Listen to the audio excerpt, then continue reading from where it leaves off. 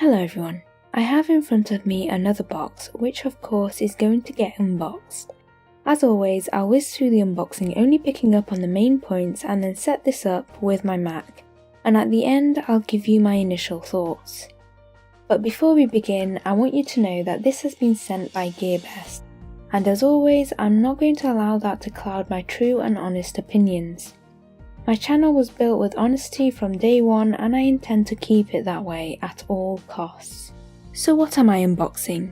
This is the Ugee HK1560 graphics pen monitor.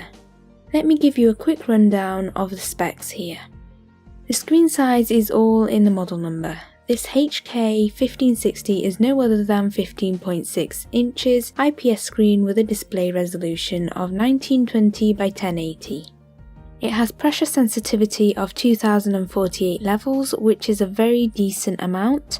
It's compatible with Windows XP and up and also macOS 10.4 and up. The Ugee HK1560 comes equipped with a single art glove, which you normally need if it's a touchscreen monitor, but this is not, so I'm a little bit confused as to why an art glove comes with this. Next, we have the standard pen and nib holder, which Ugee seem to supply with almost all their products. This holds a nib remover tool and 8 extra nibs inside it. Then we have two P50S styluses. These are both rechargeable via USB and is supplied with 2 cables so you can charge both pens together if needed.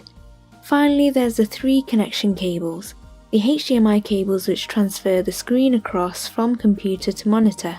The USB cable transfers pen input from the monitor to computer, and lastly, the DC adapter provides the HK1560 with a source of power to run.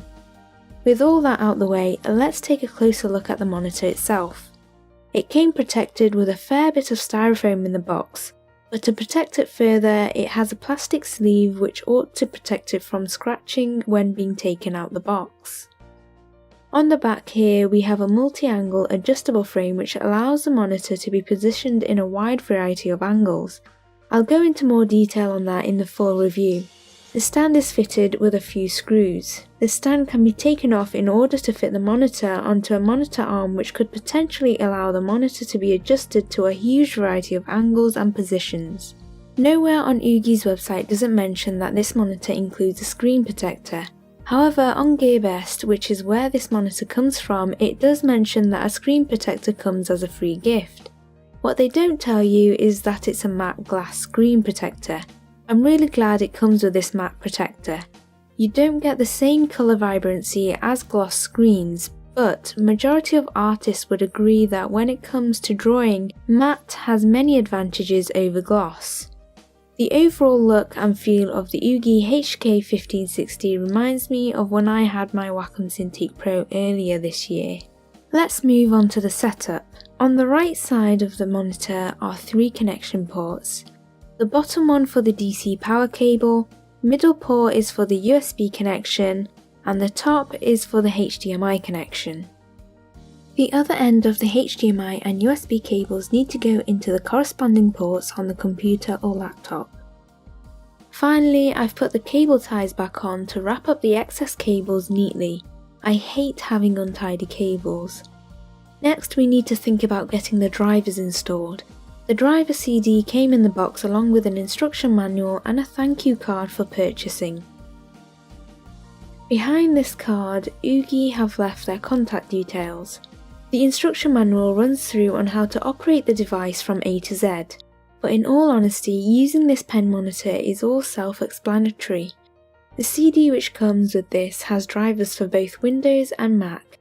However, I very strongly recommend you throw this disc away and download the latest drivers from Ugee.net.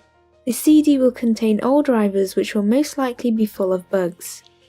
To download the drivers, find the pen monitor model amongst the list of products they have, and in the top right hand corner of the products overview page will be a link to the drivers page.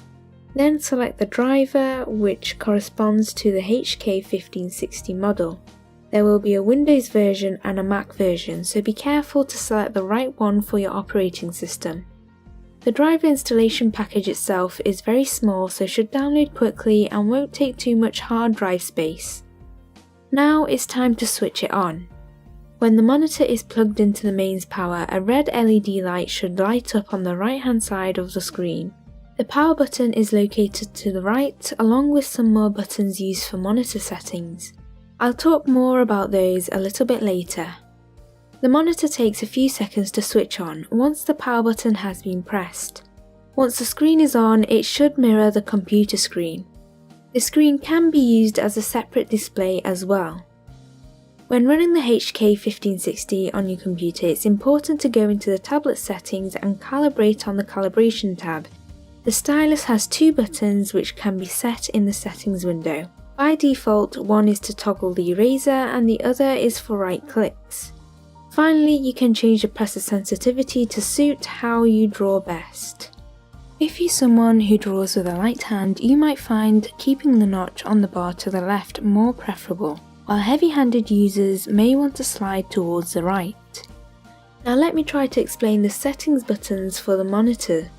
If I'm unable to explain this very well, it may be worth referring to page 12 of the instructions manual. This button is to display the settings menu. Then, when the menu pops up, the button turns into the confirm key. The third button down is for scrolling down the options on the menu screen. The next button is for moving right in the menu, and the last button is for moving left. I like to set my monitors to be as close as possible to my MacBook Pro, which I have found both Ugee HK1560 and Ugee HK2150 are able to get pretty close. That's pretty much it for unboxing and setting up for the Ugee HK1560. I feel like I've covered everything I need to on the setup part. Now it's time for me to have fun drawing. I do want to add some initial thoughts before I go though. The design is practically like the Wacom Cintiq Pro 16 from the front. It's so hard for me not to notice that because I used to own a Cintiq Pro 13. The screen is also matte, just like the Cintiq Pros. The only two major differences that stand out is the HK1560 is more bulky due to the stand, however you do get more angles than you can with the Cintiq Pros. And then the other main difference is the pens. Both Ugee's P50S and Wacom's Pro Pen 2 look similar, but Wacom's pen has a little bit of a better feel to it because of the finer nib size. I felt the setup was easier than Ugee's 2150 pen monitor because the cables were far easier to manage. Also, the screen size is just perfect. My Wacom Mobile Studio Pro 13 is a little on the small side, but great for carrying around with me, while the Ugee 2150 is quite large, which makes the drawing experience fantastic, but at the same time I was struggling with desk space in my mini bedroom studio space that I have. I have no doubt that this 15.6-inch screen will quickly become my favourite desk companion due to its ideal size. Over the next 2 weeks I'll be using the HK1560 as my main graphics tablet, and then I should be able to provide you with how I think it performs, whether it lives up to its expectations and specifications, as well as how well this device compares against Wacom devices. I hope to see you guys in my next video. But until then, stay safe and be happy everyone. Bye!